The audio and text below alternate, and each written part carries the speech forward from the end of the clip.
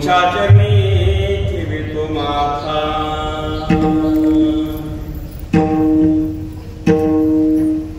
मनोजगम मारुत्य तुल्य वेगम चितेन्द्रम बुद्धिमतां वरिष्ठम वातात्मजं वाणिरुतमुख्यं श्रीरामदूतं शरणं प्रपद्ये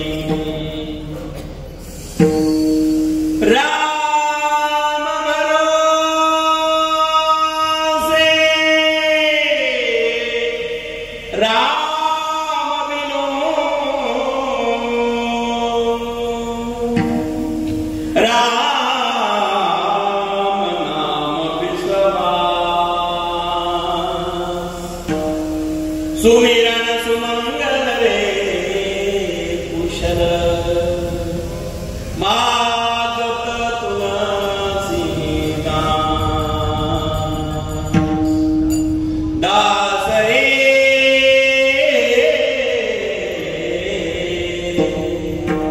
मागत तुलसी प्राप्त प्रसंग कीर्तन रूपी सेवी करता निवडलेला वैराग्यमूर्ती संत श्रेष्ठ जगद्गुरु तुकाराम महाराज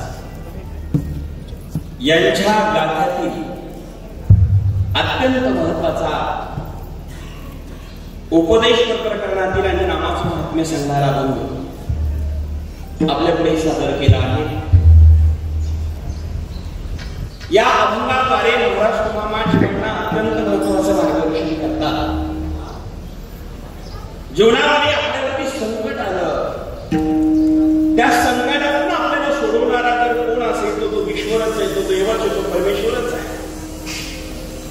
संकटामध्ये ईश्वर आपल्याला कामाला येतो, अन्य लोक आपल्याला कामाला येत नाही. म्हणून संकटामध्ये ईश्वराची भक्ती नामस्मरण निश्चित माणसाने करावं, तोच कामाला येणार. अनेकांचे अनुभव आहे,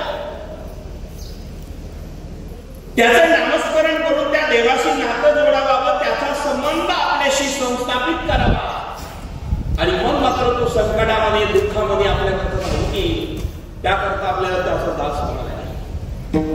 मग कितीही मोठं संकट असू द्या, जर त्याचे संबंध आपल्याशी असेल, त्याचं नामजप केलं असेल, त्याचं चिंतन केलं असेल, तर मात्र तो भगवान परमात्मा कुठलाही क्षीण आपल्याला होऊ देत नाही. सुदर्शन चक्र घेऊन आपल्याकडे तो सादर होतो, हजर होतो. पण त्याकरता नामाचं चिंतन आणि अत्यंत महत्वाचं आहे. जो कोणी नामाचं चिंतन सदैव सातत्याने कंटिन्यू करत असतो, त्याचे संकट एका रस्त्याने दूर जात नाही तर 12 रस्त्याने पळून जातात. ही नामाची ताकद. आणि असं करता करता जीवन जगत असताना आपला प्राण देखील देवाला अर्पण करावा आणि चिंतन भगवंताचं करावा. सर्वतो योगक्षम वहाम्यहम, भगवान परमात्मा आपल्या सर्वस्वाची काळजी घेत असतो. अशा अर्थाचा अभंग आपल्या पुढे गायला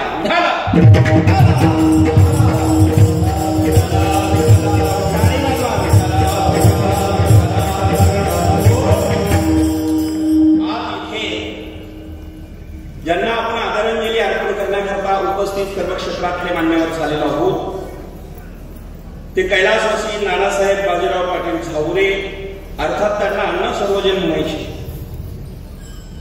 त्यांच्या प्रथम पुण्यस्मरणानिमित्ताने आपण इथे जमलेलो आहोत. आपल्या नम्रामध्ये गंगा भागीरथी प्रभुबाई नानासाहेब पाटील झावरे ह्या धर्मपत्नी आहेत. श्री उत्तमराव नानासाहेब पाटील झावरे चिरंजीव आहे. श्री संजय नानासाहेब पाटील झावरे चिरंजीव आहे. तर नामदेव नानासाहेब पाटील झावरे चिरंजीव आहे. सौभाग्यवती मुक्ता जालिंदर शेटे ह्या कन्या आहेत आणि गंगा भागीरथी लीलाबाई बाबूराव औती ह्या बहीण आहेत. गंगा भागीरथी लताबाई विठ्ठल ठाकरे बहीण आहेत.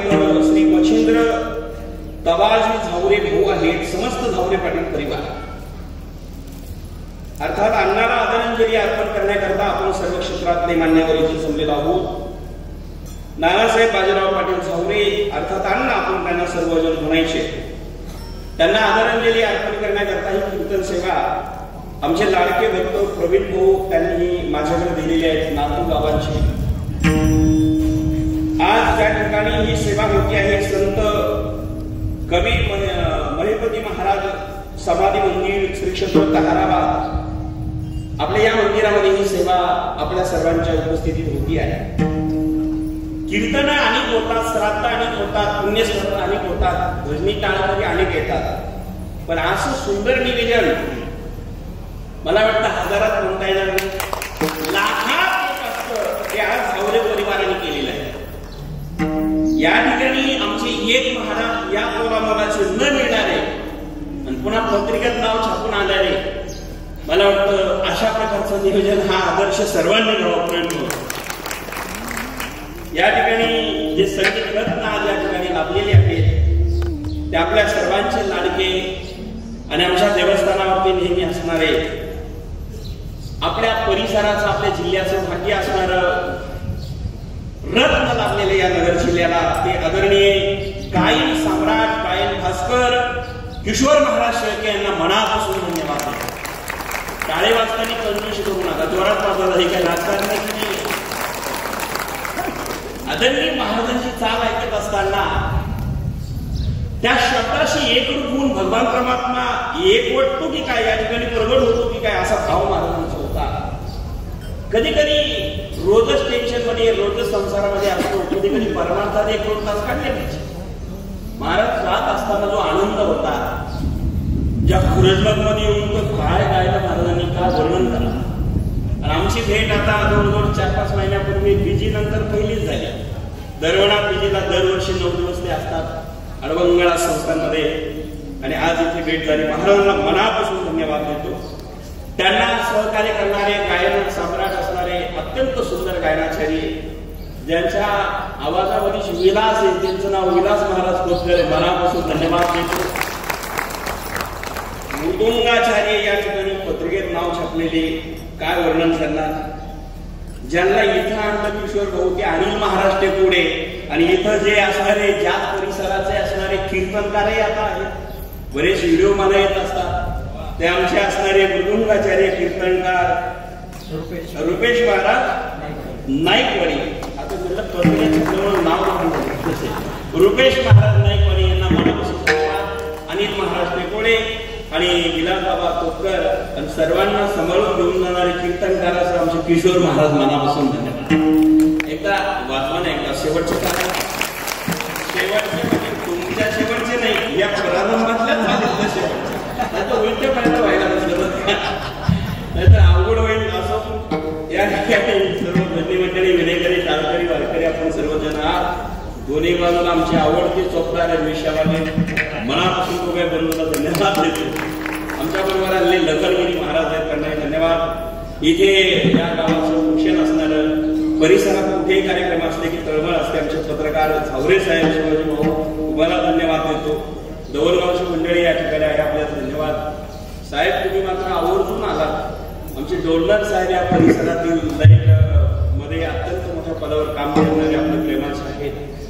म्हणजे खऱ्या अर्थाने त्या लिंक फाट्यावर साकूर मांडव्याला पहिला कार्यक्रम त्यांचा माझा तिथे झाला होता स्पेशालिटीला, म्हणजे साकूर मांडव्याला आज उपस्थित आहे.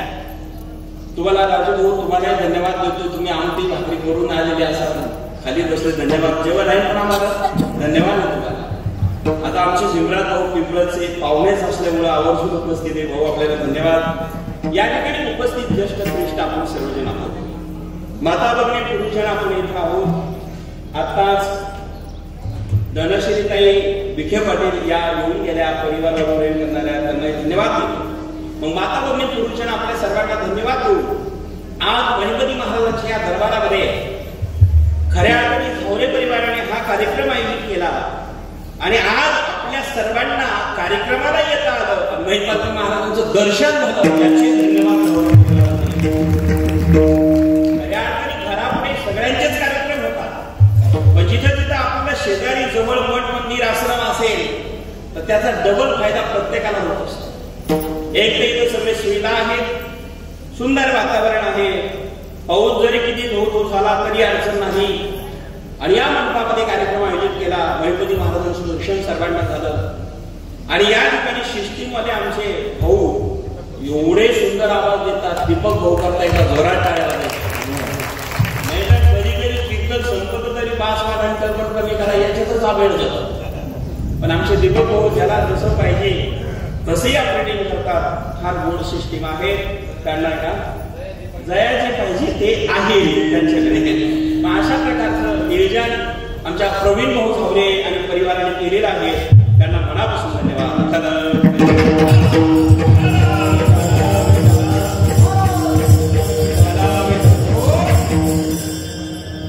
माय बापांनो, आपण वेळी जे वेळ भेटेल त्याप्रमाणे चिंतन करणार आहोत. सुंदर वातावरण आहे. जन्माला आलेला व्यक्ती प्रत्येक जण जाणार आहे. या ठिकाणी तुम्ही आम्ही बसलेलो आहोत, पण विचार करा, एक दिवस जावा लागणार हे निश्चितच आहे. कोण असा व्यक्ती इथे आला परत गेलाच नाही? येथे नाही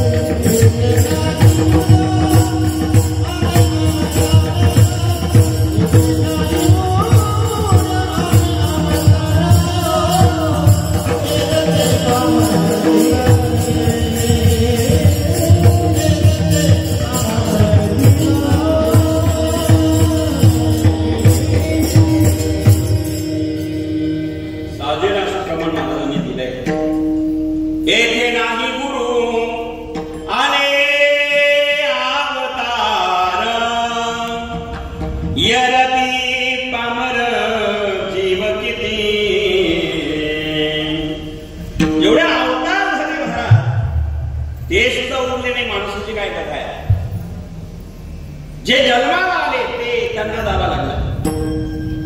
जन्माला येतो तो मरावा लागणार आहे. मरण्याआधी जन्माला ज्या दिवशी आला त्या दिवशी मरण निश्चित झालेलं आहे. मरणाला या ठिकाणी जन्माला आला त्याच दिवशी मृत्यू निश्चित असेल तर चिंता कशाची?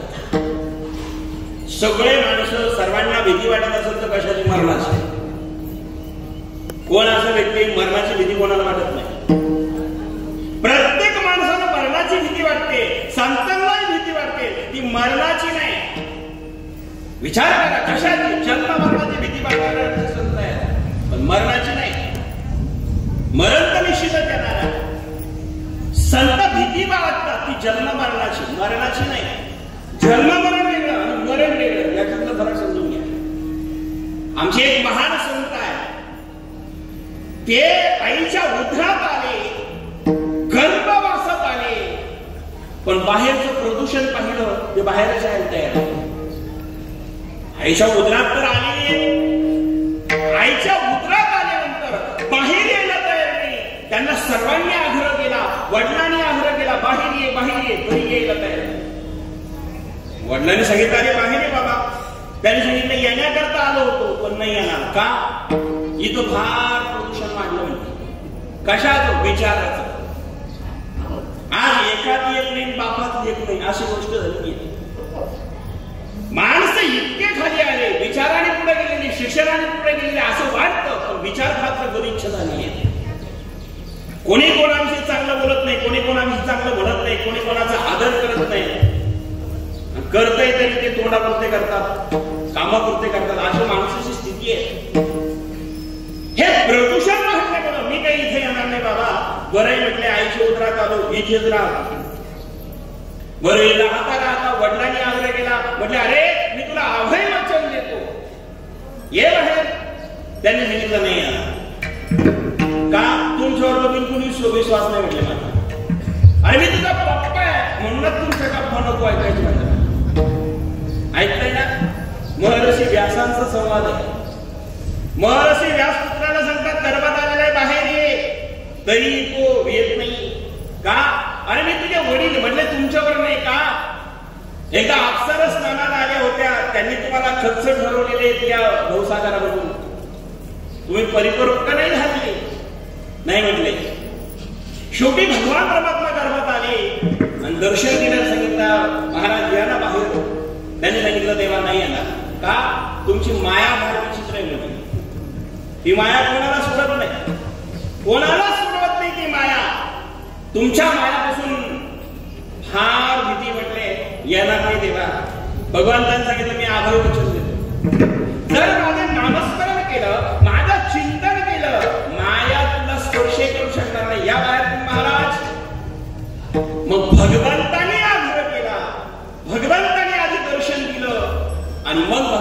विनंती केली म्हणून बाहेर आले, पण किती दिवसांनी? दिवसांनी नाही. किती महिन्यांनी? महिन्याने नाही. किती वर्षांनी? तर 12 वर्षांनी बाहेर आले. ब्राह्मणाचे बोर एक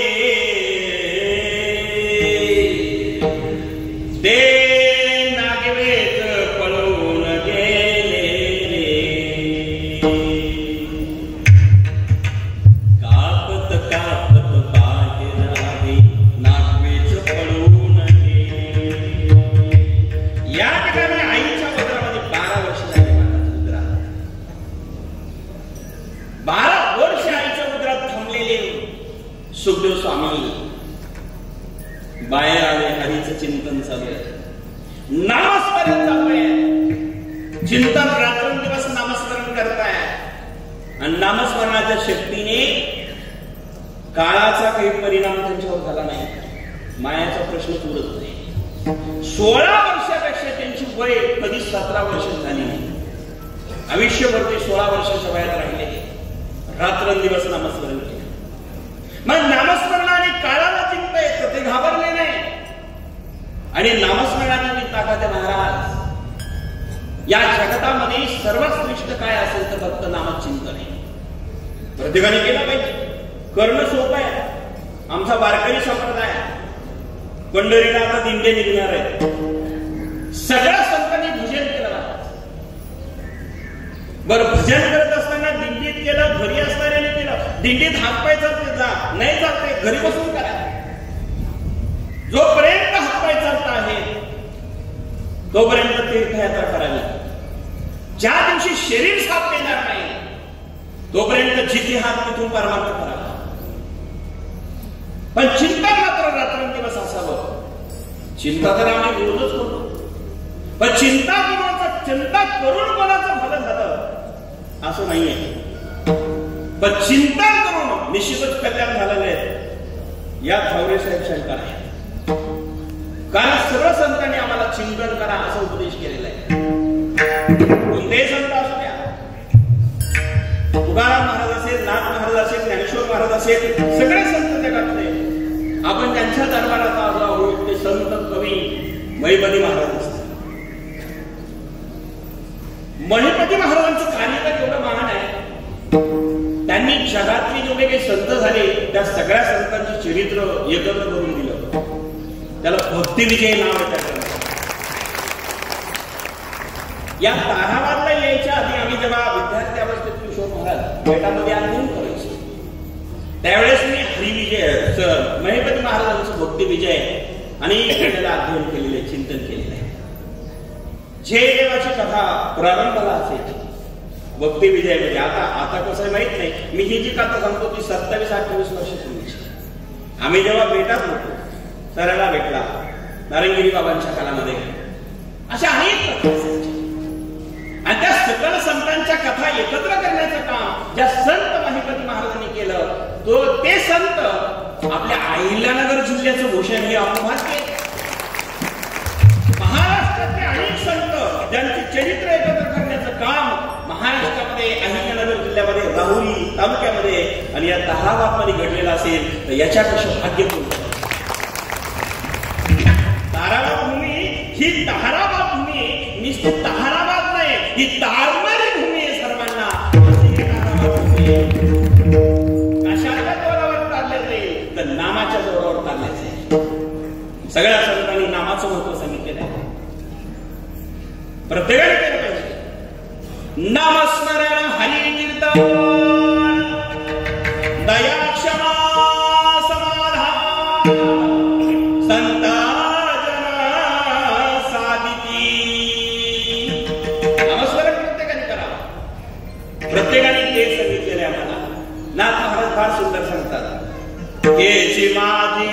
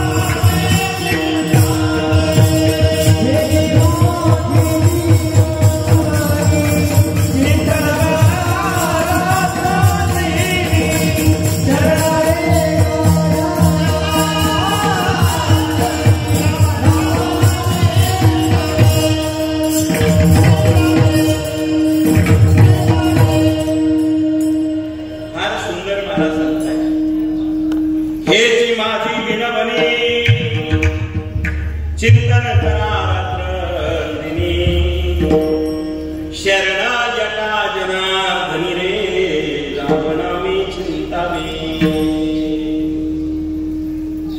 शरण येतात महाराज आपल्याला. सांगा नाथ महाराजांनी आपल्याला शरण यावा आणि हात जोडून विनंती करावा. तुम्ही भजन करा. आपली तेवढी लायकी का? त्या संतांनी ज्यांच्याकडे देव सेवा करतो ते संत म्हणतात मी शरण आलो बाबा भक्ती करा. काय अधिकार आहे नाथांचा? जर नाथांच्या अधिकारावर एक मिनिट चिंतन करूया. श्री एकनाथ सदनी माधवजी सर्वे कामे हे करीतो सो करे चंदन कसी गंगेचे पाणी कावडी करीतो. कावडीने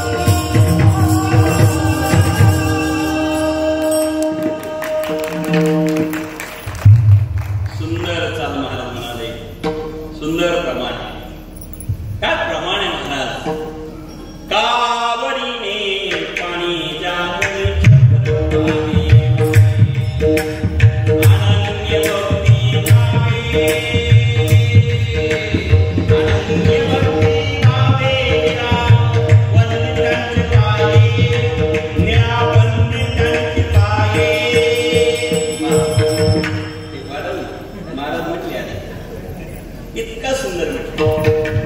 महाराज विचार करा, पाणी वाहण्याकरता जगाचा जगन्नाथ ज्यांच्याकडे होता ते एकनाथ महाराज. त्यांच्या स्वप्नात देव आला नाही, मग प्रत्यक्षात येऊन सेवा करत होता. हा अधिकार संत एकनाथांचा. काय अधिकार असेल महाराज? मग ते एकनाथ महाराज आपल्याला सांगतात भक्ती करा, नामस्मरण करा, मी पाया पडतो तुमच्या. सांगा त्यांनी आपल्या पाया पडावं एवढे पाय चांगले बापू. म्हणजे आपले गोरे पाया जरा पांढरे असतील तर चांगले. जाऊ त्या नाथ महाराजांनी इथे सांगितलं. तुकाराम महाराज ते सांगतात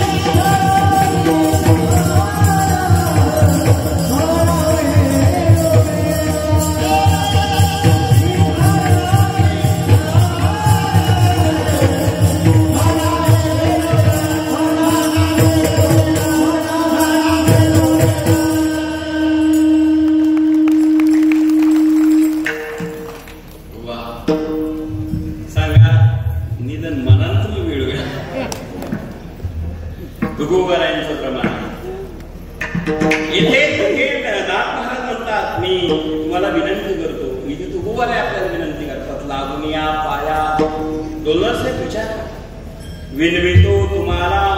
कशा करता विनंती करता महाराज? करत टाळी बोला मुखी कराने टाळी वाजा, हाताने टाळी वाजा, मुखाने नामस्मरण करा. पुन्हा भागवतात येतो आता नाथ महाराज फार सांगतात सुंदर. चिंतन करा. काय होईल फायदा महाराज? चिंतने नासत से चिंता, चिंतने सर्व कार्य यही हाता, चिंतने मोक्षे सायंकदा घर शोधित से. ही चिंतनाची शक्ती आहे. आम्ही रात्रंदिवस चिंताच करतो. काही माणसं कीर्तन सुद्धा चिंता करतो. इथं भगवंत भेटण्याचं साधन आहे महाराज. इथेही चिंता. काहींची 12च वाजेला असते घडणीची म्हणतो आपल्या बरोबर वाजते. कीर्तनात आल्यानंतर मुक्त राहा, मोकळा राहा, आनंदात राहा. कारण इथं भगवंताचे भेट कधी वेचत नाही. आपण बसलेल्या कीर्तनात आहोत. वाक्य सांगत असेल, गायनाचारी गात असतील, महाराज वाजवत असतील, आपण नामस्मरण करा. गोपाल कृष्ण गोपाल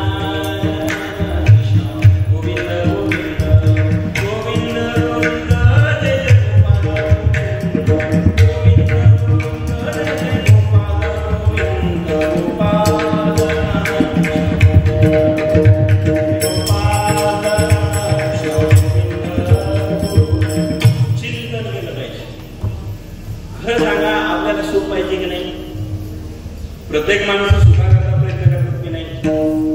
मग सुख पाहिजे असेल तर चिंता करू नका, चिंतन करा. चिंतने चिंतने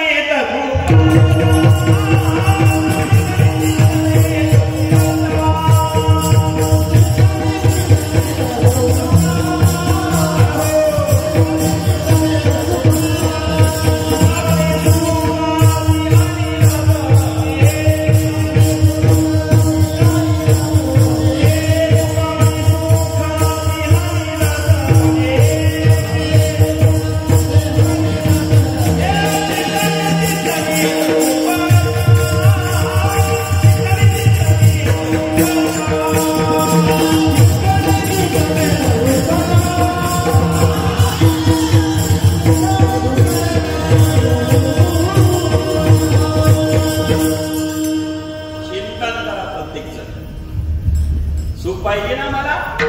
तुका म्हणे सुख दिहे निरासने,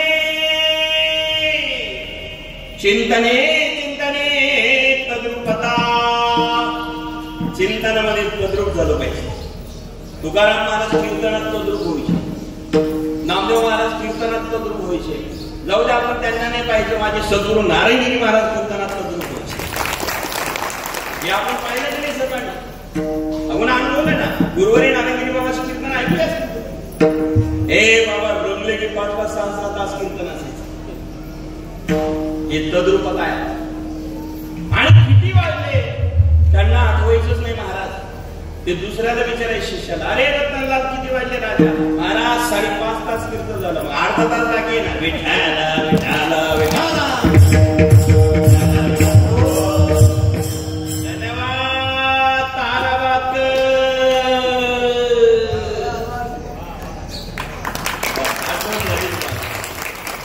कीर्तनात रंगल्यानंतर काय महाराज कार्याचे कीर्तन बाबाचे असेल शक्य. एका डोळ्यावर हजारो कीर्तन बघ. विषय बदल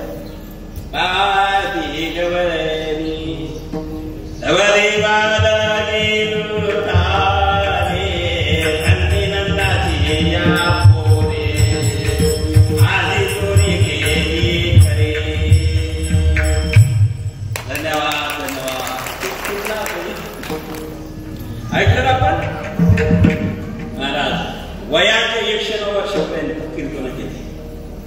टाइम स्वतः कीर्तन आपलं टायमिंगवरच कीर्तन आहे. बाबाचं टायमिंगवर नव्हतं. देवासाठी कीर्तन असायचं, देव ऐकायचं असायचं. ज्यांच्या या कीर्तनामध्ये देव यायचा ते नारायणगिरी महाराज आपल्याला गुरु मिळाली. आपलं भाग्य. माणसं कीर्तनात असतील नसतील यात नवल नाही, पण देवाने कीर्तनात यावा, देवाने येऊन त्या ठिकाणी भजन करावा. अहो कीर्तनात यावा एवढ्याने जमलं नाही, देवाने टाळ घ्यावा एवढ्याने जमलं नाही. कीर्तनात आलेला देव बसला नाही. नाचना महाराज नामदेव कीर्तन करी देव नाचे पांडुरंग. पांडुरंग नाचला. नाचत नाचत नाचत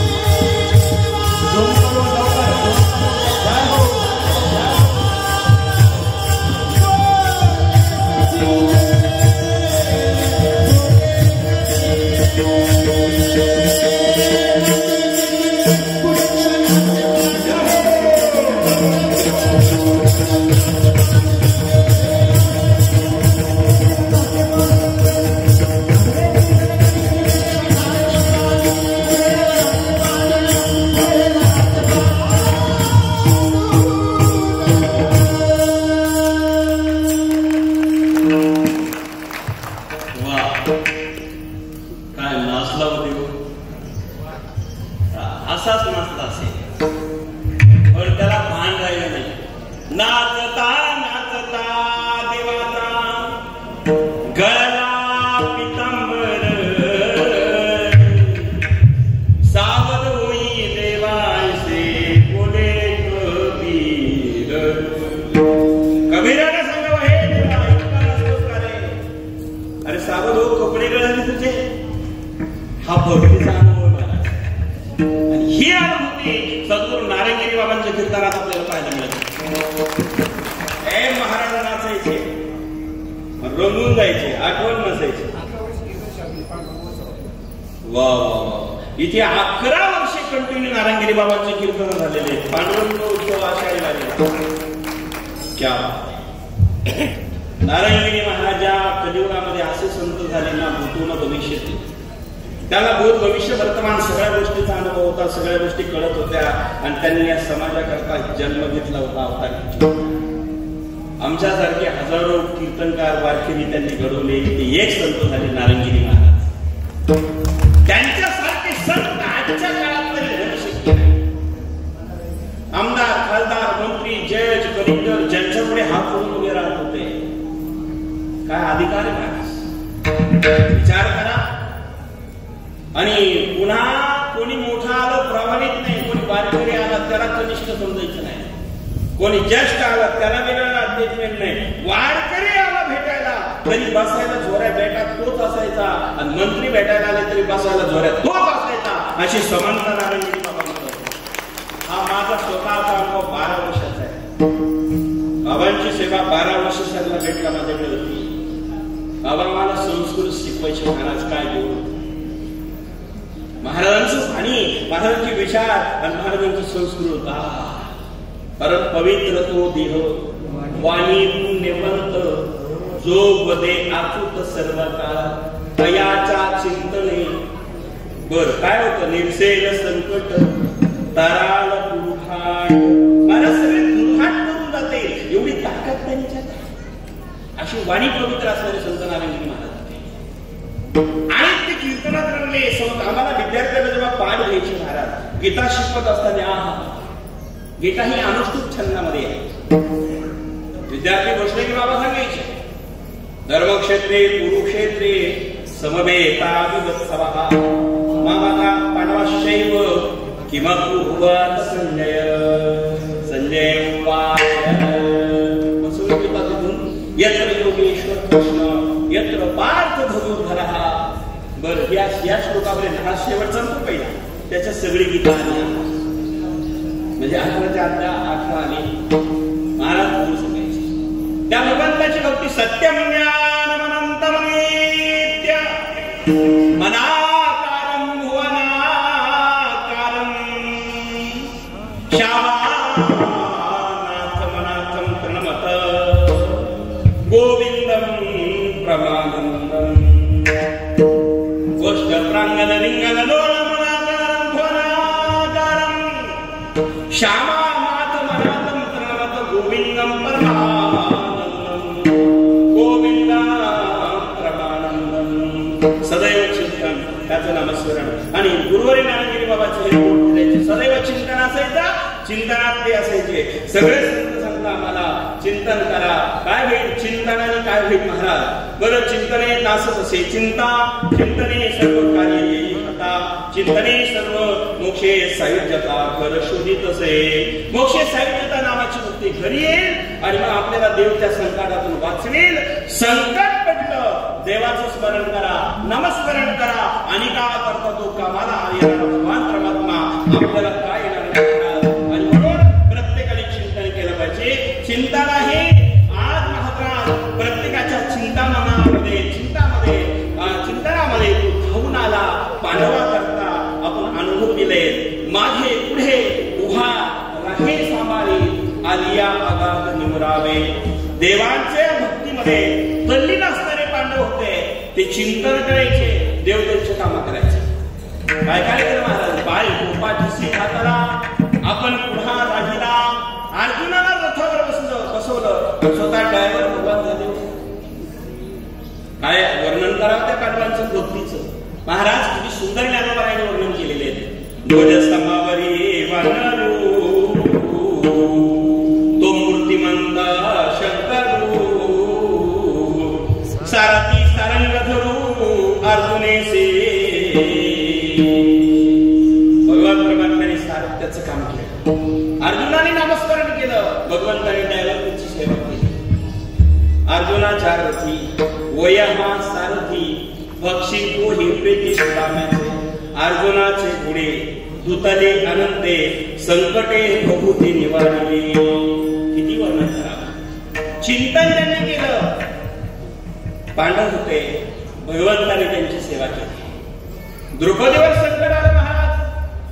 पांडव हरल्या गेले भरसभेमध्ये. त्या ठिकाणी दूतकिरणा हरल्या गेले आणि शेवटी धर्मराजाने बंधूला डावावरती लावला. हरले गेले. राज्य हरले. भाऊ हरले. पत्नीला डावावर लावलं आणि शेवटी कौरवांनी तो डाव जिंकला आणि मग द्रौपदीला भरसभेत वडायला वडीत घेऊन ये असा आदेश दुर्योधनाने दुःशासनाला दिला.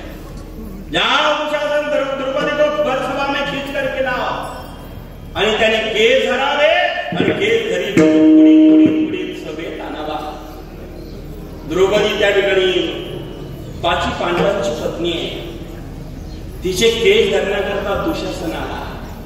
जिला 5 पती तिची अवस्था आहे. जिला 5 आहे तिच्यावर संकट आहे. जिला 5 आहे तिच्यावर बस कळलं तुम्हाला. सगळे अनुभवी. तिचे केस त्वरित द्रौपदीला त्या ठिकाणी भरसभेत आणलं. कौरवे पांचाळी सभे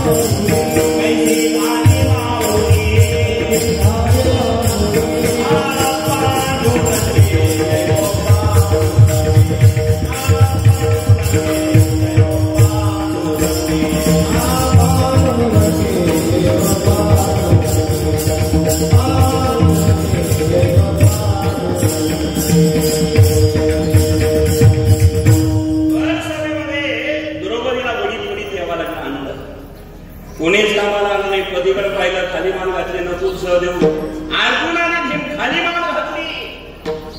शेवटी धर्मराजाने मान खाली घातली. हरल्या गेले होते. गुलाम झाले होते. कृपाचार्याकडे पाहिलं मान खाली घातली. द्रोणाचार्याकडे पाहिलं मान खाली घातली. पाहता पाहता भीष्माचार्याकडे तिने पाहिलं मान खाली घातली. कोणीच कामाला येत नाही. भीष्माचार्य सामान्य संकटामध्ये द्रौपदीला कामाला आले नाही. भीष्माचार्य सामान्य नाही. या एकेकाचे मनोव्यापारे हे विश्वची होई संवारे. हा कृपाचारी न पुरे एकलाची.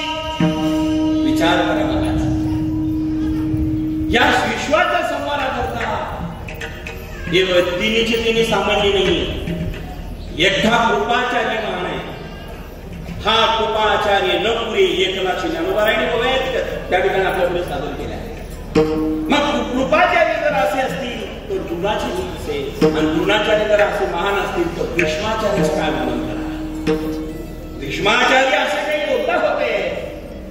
एक आवाज दिला असता खबरदार दुःशासन कापला असता. काही शेवटी मृत्यू शर्त बनलेल्या. आपल्या डोळ्यात एखाद्या गंधावर अन्याय होत असेल. आपल्या डोळ्यात एखाद्या गंधाकडे अत्याचार होत असेल आणि आपल्या शक्ती असून जर तुम्ही वाचवत नसेल मदत करत नसेल तर तुम्हाला ते नरक आणि दुःख भोगावं लागेल. आपल्या लक्ष पदार्थ नाही. आपण विरोध करू शकत नाही.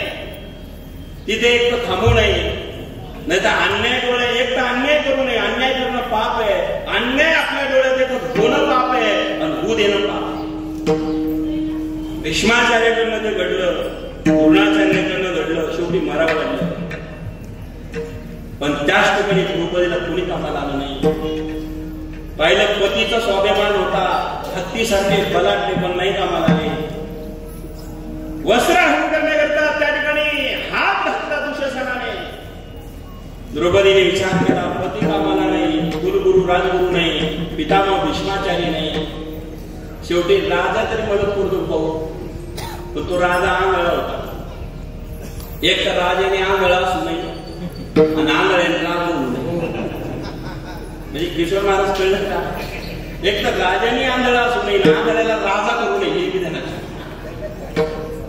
कारण तो आंधळा पत्रकार असं काही हेडिंग देऊ नका उद्या, दिली तरी योग्य.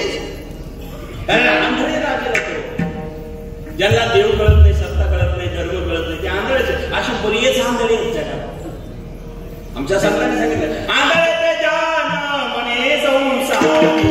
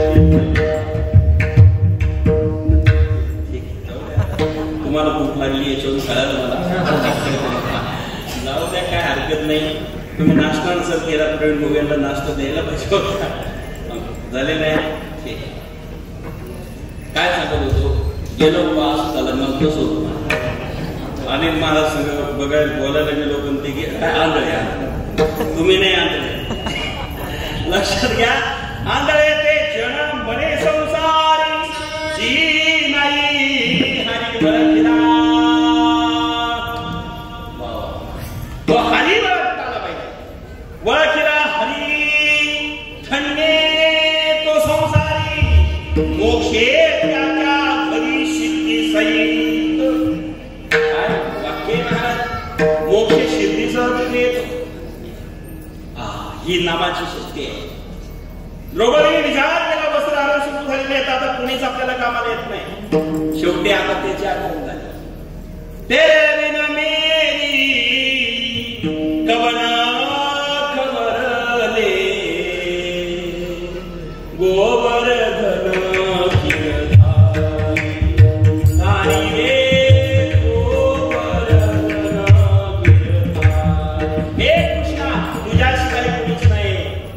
शेवटी कृष्णाची भक्ती सुरू केली आणि भगवान परमात्मा तिथे प्रगट झाला. महाराज वस्त्र पुरवायला लागला.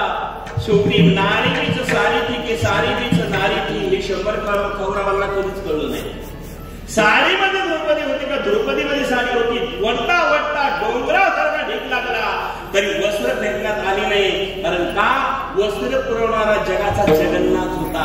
ते काय कोण आपल्याला वस्त्र फेकू शकणार. शेवटी संकटामध्ये संकट मोठं पडलेलं होतं, भयान पडलेलं होतं. त्या संकटामध्ये ते संकट पडल्यानंतर माणसं कामाला आले नाही, राजा कामाला आला नाही, पती कामाला आला नाही, तो फक्त विश्वर कामाला आला. अभंगाचं पहिलं पडता जड पडता जड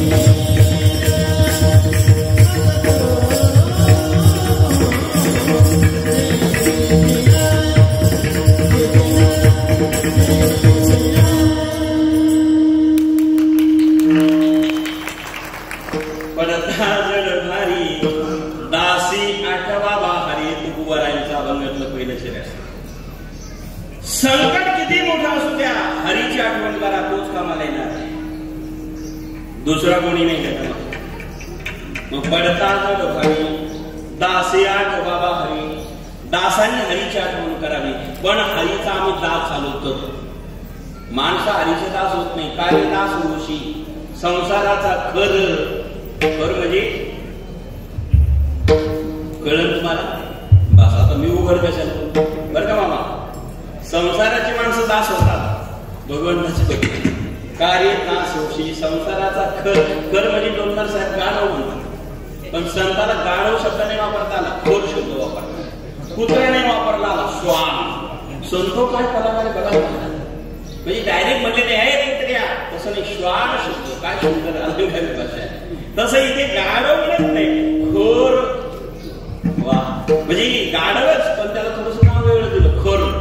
संसारात खर होऊन चालणार नाही. आम्हाला देवाचा दास व्हावा लागेल आणि हरीचा दास झालो आणि त्याचे दास जर आम्ही झालो तर आता व्यवहारातली भाषा सांगतो, त्याचे दास झालो तो आम्हाला कामाला संबंध जोडला. कल्पना करा, आमच्या बँकेमध्ये बॅलन्स असेल तर चेक दिला तर वाटले जाईल, बॅलन्सच नसेल चेक दिला तर वाटले जाईल का? चेक मागे येईल, त्याच्यावर गुन्हा दाखल होईल आणि त्या प्रक्रिया सुरू होती. चेक देण्याला आधी बॅलन्स शिल्लक पाहिजे. ज्याच्याकडे बॅलन्स शिल्लक नाही त्याला चेक देता येत नाही, आणि चेक दिला तर गुन्हा झाल्याशिवाय, गुन्हा दाखल झाल्याशिवाय राहत नाही. तसंच आहे, पुण्याचा बॅलन्स ज्याच्या शिल्लक जीवनात नसेल त्याला अध्यात्माचा चेक देता येत नाही आणि चेक देऊन काम होणार नाही. पण आधी जर आम्ही बँकेमध्ये पुण्याचा संचय केला, असणार पुण्य संचय केला आणि मग त्या पुण्याच्या जोरावर जर भगवंताच्या आम्ही दास झालो, शेवटी तो कामाला आल्याशिवाय राहत नाही. म्हणून महाराज दास झालो पाहिजे. कोणाचा? देवाचा. मग देवाचा दासी आठवावा हरी आणि मग दास होऊन आठवण हरीची करावी, पुण्य संचय करून हरीची आठवण करावी आणि मग त्याला बोलवावं. तो आल्याशिवाय राहत नाही. आणि मग आल्यानंतर कुठलाही शीन आपल्याला होऊ देत नाही, कुठलाही त्रास आपल्याला होऊ देत नाही. आणि त्रास ज्या ठिकाणी देणारे असतील तर सुदर्शन चक्र घेऊन आलो दुसरं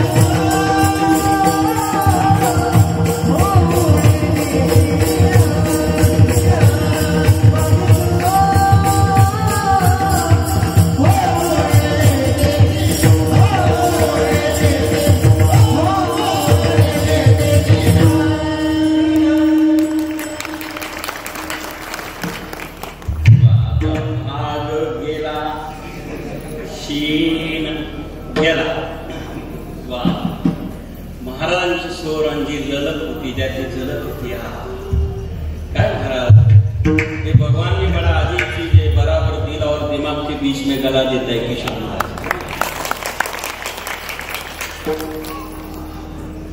खऱ्या अर्थाने किशोर महाराज आपण असले ना, असं वातावरण असलं तर असं वाटतं 4 वाजे चालू होते. ती माझी परंपरा आहे. म्हणजे तुम्ही असं परंपरा माझी बघायला परंपरा माझी गादीची. मी वारसदार नारायणगिरी बाबांचा. माझ्या गुरुचं कीर्तन 1-2 तास साहेब बरोबर आहे की विचार करा. बरोबर उमेश बाबा. शीन होणार नाही, त्रास होणार नाही. मग तो होऊ नेली शीन आर झाली सुदर्शन भगवंत येतो. त्याच्याकरता नामस्मरण केलं पाहिजे. आपण 1 मिनिट सर्वांनी वर हात करून नामस्मरण करूया प्रेमाने. जोरात वर हात करा सर्वांनी.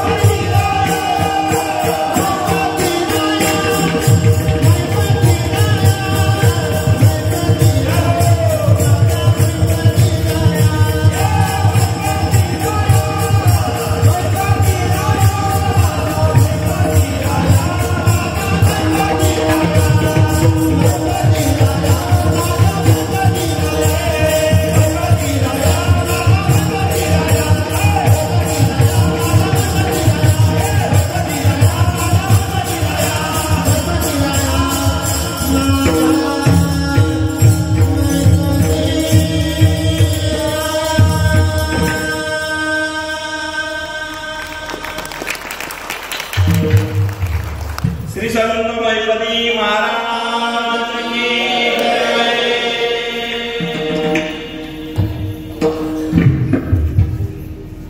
मैपती राया बाबा मैपती राया मैपती राया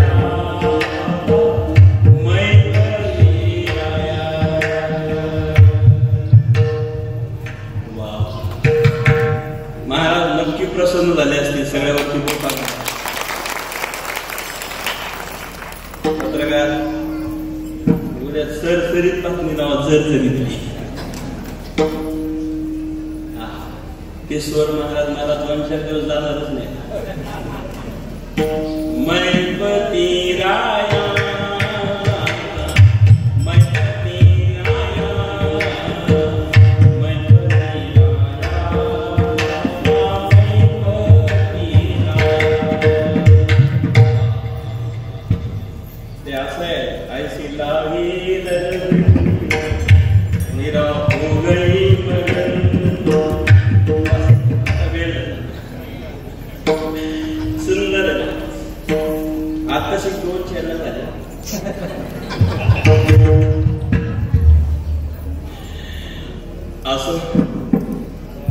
फार सुंदर. खरं इथं रंगावा रंगाला या रंगी तुका विठ्ठल एकच होतो महाराज. देव पहावया गेलो तेथे देवाची गुणी केलो. ती अवस्था आहे, भक्तीची अवस्था आहे. आणि म्हणून त्याची भक्ती केली. मग तो होऊ निदेशी आड घाली सुदर्शन चक्र घेऊन धावून येते. मग देव जर सुदर्शन चक्र घेऊन आपलं रक्षण करणार असेल त्याचं नामस्मरण केलं पाहिजे. अगर संकट किती असू द्या महाराज तो दूर केल्याशिवाय राहणार नाही. आज एक भारतात असे संत आहेत, विज्ञान त्यांच्याकडे झुकलं गेलं, ज्ञान त्यांच्याकडे कमी पडतंय. असे एक संत आहे उत्तर भारतामध्ये वृंदावनला प्रेमानंद महाराज. त्यांना एक किडनी नाही, दोन्ही किडण्या नाहीये. त्या महात्म्याला दोन्ही किडण्या नाहीये. आणि ते महात्मे वृंदावनचे प्रेमानंद महाराज दोन्ही किडण्या फेल आहे. आजही रात्रंदिवस नामस्मरण करतात. रोज 12 वाजता उठतात आणि स्नान करून 12 ते 4 तिथे वृंदावनची प्रदक्षिणा करतात. लाखो लोक त्यांच्या दर्शनाकरता असते नंबर लावून बारी लावून दर्शनाला उभे वृंदावनला जातात. फक्त राधा राधा राधा चालले. रात्रंदिवस राधेचं चिंतन आहे, रात्रंदिवस नामाचं चिंतन आहे, रात्रंदिवस त्या नामामध्ये राधेच्या नामामध्ये धुंदीमध्ये मजबूत आहे. एखादा गांजामध्ये मस्तीत असतो, एखादा दारूमध्ये मस्तीत असतो, एखादा सिगरेटमध्ये मस्तीत असतो, एखादी ज्याची जी मस्ती आहे. आमच्या प्रेमानंद महाराजांची नामाची मस्ती आहे. भगवान परमात्म्याची सर्वसाधारण ही नामाची मस्तीची ताकद आहे. दोन्ही किडण्या फेल असणारी व्यक्ती जिवंत राहू शकत नाही. विज्ञान युगात ते शक्यच नाही. एक तरी शिल्लक लागते तरच ते जिवंत राहू शकेल. पण प्रेमानंद महाराजांच्या किडण्या दोन्ही फेल आहे. आजही रात्रंदिवस फक्त 12ला ते 8ला झोपतात, 12ला उठतात, 12ला स्नान झालेलं असतं, 12 ते 4 प्रदक्षिणा असते.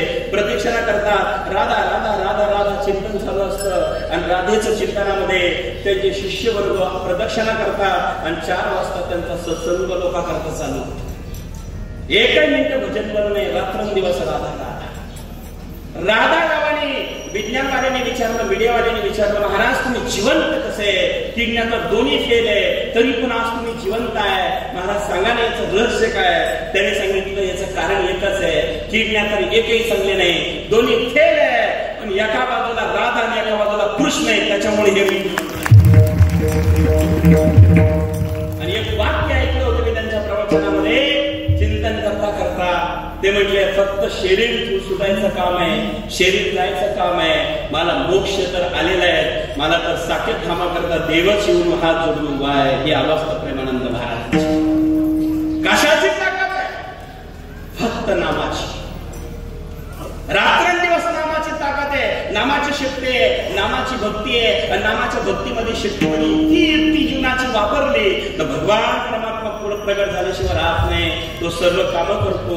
संकट किती मोठे येऊ द्या महाराज, किती मोठे येऊ द्या, ते टिकत नाही, ते राहत नाही. एका रस्त्याने वळत नाही तर ते 12 रस्त्याने चिंतन केल्यानंतर संकट गेलं समजा.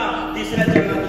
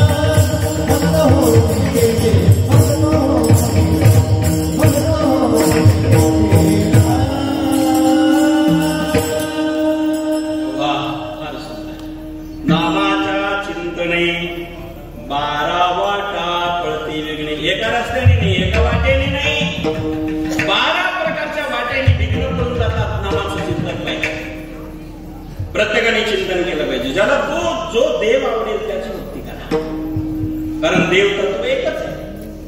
देव दोन नाही, देव 10 नाही, त्यांनी रूप आपल्याकडे घेतलेले आहेत. देव एक आहे, एक तत्व नाम दुरंदरी मना आणि हरीशी करुणा येईल तुझी. एक तत्व आहे. एकापासून 3 झाले, 3 पासून 33 कोटी झाले, आणि ज्याने जशी भक्ती केली तशी झाली. जाती राई भावना जैसे प्रभू मूर्ती तन दावयते. ज्याची जशी इच्छा होती तसा भगवान परमात्मा होत असते. त्याच्यावर विश्वास पाहिजे, त्याच्या इच्छाप्रमाणे होणार आहे. वैये स्वैनो राम रचिराखा कोकणी भरत मला बैसा. तुळशीदास रामायणामध्ये जो होगा सो राम रचिराखा कोकणी तर्क बडा बैसा का, जो होगा सो राम रचिराखा. रामाच्या इच्छाने होणार आहे. आणि म्हणून महाराज त्याच्यावर विश्वास ठेवला पाहिजे. नामस्मरण केलं तर 12 वाट्याने रस्तानी संकट जात नामाच्या चिंतने. 12 वाटा पळती विघ्ने. नामाचं चिंतन केलं, संकट किती वेगवेगळ्या. आपल्या अहिल्यानगर जिल्ह्यामध्ये श्रीरामपूर तालुक्यामध्ये भामानगरचे एक व्यक्ती, मुलगा 10-11 वर्षाचा वयाचा, संत गोरक्षनाथाचे भेट झाले, मंत्र मिळाला, नामस्मरण करू लागला. अनेक प्रकारचे संकट आले, पण नामस्मरण सोडलं नाही. त्या माणिकाचा आडबंग नाक तयार झाला. नामाच्या चिंतनाने माणसाचा देव झाला. नवनाथामध्ये बाकीचे नाम जर पाहिले तर ऐली संभव आहे, पण आडबंगनाथांनी ज्वालामाईच्या शुभाबाच्या पोटी जन्म घेतला. भामानगर भामाठाणला. त्याच ठिकाणी श्रीरामपूर तालुक्यात 12 वर्ष तपश्चर्या केली. गुरु गोरक्षनाथांची कृपा झाली. बचीनाथ, गोरखनाथ आणि चौरंगीनाथ आले, दीक्षा दिली. त्या माणिकाचा आडबंगनाथ झाला. आणि आज नवनाथापैकी ना 3 नाथ चिरंजीवी आहे. त्या चिरंजीवामध्ये आडबंगनाथाचं नाव आहे. कशाची ताकद आहे? नामाची. कशाची ताकद आहे? भक्तीची. माणसाचा देव होऊ शकतो. आपल्या जिल्ह्यामध्ये धर्मनाथ बीज आडबंगनाथला सर्वात मोठी होते. तिथे आमचे सगळे महाराज मंडळी दरवर्षी येतात. आपणही नक्की ज्या शिळेवर तप केलं ती शिळा पाहायला या. आणि ज्या शिळेवर तप करून 1000 वर्षाची विहीर मारून मंदिरात प्रगट झालेली आहे, तिच्यात गंगा यमुनेचा सहवास आहे. आज ते तीर्थ प्रगट आहे. आपल्या जिल्ह्यात कशाची ताकद? नामाची ताकद. आणि अनेक संकट आले तरी पण भक्ती सोडली नाही. आपणही संकट येत असतात, सुखदुःख येत असतात. शीतोष्ण सुखदुःख येतो. समसंग विवर्जितः तुल्य निंदा स्तुती मौनी संतुष्ट येन केचत अनेक स्थितीमध्ये भक्ती मान्य पियोणार आहात. भगवंताने सांगितलं खूप पियेलोर आहे जो कोणत्याही परिस्थितीमध्ये नामस्मरण सोडत नाही. आणि नामस्मरण करता करता हा वाचा असावा की आता हा एक दिवस जाणारच आहे, हा प्राण एक दिवस जाणारच आहे. हा प्राण देखील देवाला अर्पण करावा. आपण अमर व्हावा. प्राण कोणाला अर्पण करावा? तर देवाला अर्पण करावा. शिवाचे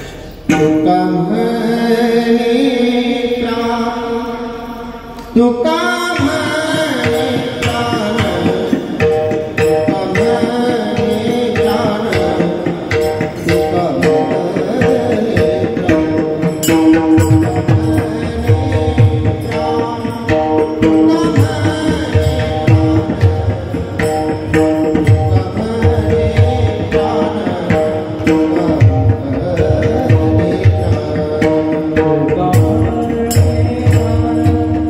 Oh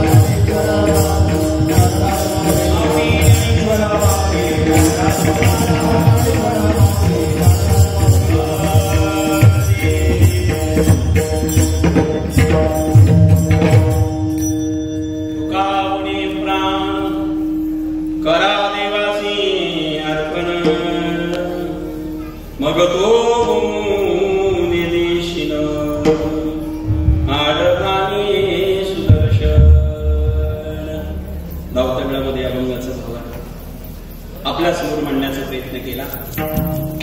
आज त्यांना आदरांजली अर्पण करण्याकरता आपण आलेलो आहोत ते कैलासवासी नानासाहेब बाजीराव पाटील हावरे यांना त्यांच्या या प्रथम पुण्यस्मरणानिमित्ताने या ठिकाणी हा सुंदर कार्यक्रम आयोजित हावरे परिवाराने केलेला आहे. आमच्या संस्थानावरती नेहमी येणं जाणं ज्यांचं आहे आणि प्रेम करणारे प्रवीण भाऊ त्यांची नातू आहे आणि संपूर्ण जावरे परिवार मनापासून त्यांना धन्यवाद देतो. या ठिकाणी कोणी उठू नये, सामुदायिक पसायदानाने या कार्यक्रमाची सांगता होणारे जयविठ्ठल होऊन अशी सूचना प्रवीण भाऊची आहे. ठीक आहे. खऱ्या अर्थाने शेवटची चाल ऐकत असताना जो आनंद होता महाराज, इथं एकही कमतरता ठेवली नाही बरं का जावरे पाटील, तुम्हाला मनापासून इथे किशोर महाराज आले की ते वातावरणच किशोर तयार होतं. किशोर या शब्दाचा अर्थ तारुण्य, म्हणजे शास्त्रीय दृष्टीने जर पाहिलं किशोर म्हणजे तारुण्य. आणि जिथे किशोर महाराज तुम्ही कधीही म्हातारी नाही होणार, तारुण्यातच राहणार. काय आनंद आहे महाराज. गर्वणा तुझी ऐकायला भेटली होती चाला अशा प्रकारची अशीच प्रकारची आज पुन्हा ते नाहीतर कधी कधी पकमध्येच उडून जातात याची उडून म्हणजे महाराज आपल्याला माहिती चांगले चांगले गायक उडतात उडतात अशा काही चाली आहेत ते आमच्या महाराजांकडे आहेत. विलास महाराजांनी त्यांना साथ दिली. महाराज तुम्हाला डबल धन्यवाद. नाहीतर कधी कधी चांगले चांगले गायक जातात. आमच्या विलास महाराजांना धन्यवाद. सर्वांना पुनश्च या ठिकाणी सर्वांना धन्यवाद देतो. प्रवीण भाऊनी सूचना केली होती की अरवंगनाथ युट्यूब चॅनलला हे कीर्तन घ्यावं आणि पुन्हा सर्वांना सांगतो प्रवीण भाऊ आमचे लाडके भक्त आहेत तर आम्ही एवढे गायक वादक नियोजन केल्यामुळे ते कीर्तनाचं अरवंगनाथ दर्शन युट्यूब चॅनलला हे कीर्तन दिसणार आहे. तर अशी सूचना प्रवीण भाऊची आहे. कारण गायक वादक आणि उपस्थित तुम्ही सर्व महान होते म्हणून या ठिकाणी ही सुंदर सेवा झाली. सर्वांनी त्याचा लाभ घ्यावा. झालेली सेवा विश्वाच्या श्रेणी समर्पित करतो. त्यानंतर पत्रकार सूचना करतील आणि मगच पसायदान म्हणून आपण उठावा. झालेली सेवा देवाच्या चरणी समर्पित.